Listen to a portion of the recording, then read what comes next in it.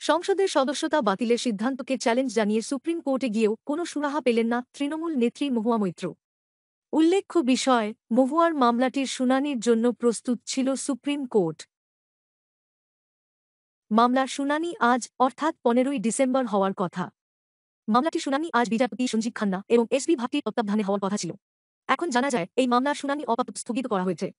বিচারপতি খান্না বলেন যে তিনি মহুয়ার আপিলের ফাইলটি পড়ে ওঠার সময় পাননি। সুতরাং এ মামলার শুনানি সুপ্রিম কোর্ট আগামী 30শে জানুয়ারি পর্যন্ত স্থগিত করে দেয়। জানিয়ে রাখি, মহুয়া মৈত্র সংসদের এথিক্স কমিটির বিরুদ্ধে গুরুতর অভিযোগ করেন।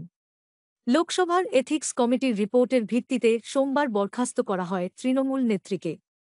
এই সিদ্ধান্তের বিরুদ্ধেই সুপ্রিম কোর্টের দ্বারস্থ হন মহুয়া।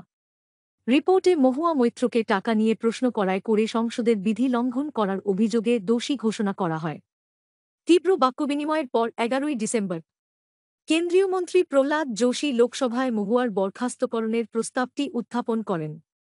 ধ্বনিভোটের মাধ্যমে শেষমেশ বরখাস্ত করা হয় মহুয়াকে। মহুয়া নিজের হয়ে কিছু বলার সুযোগ পর্যন্ত পাননি বলে দাবি।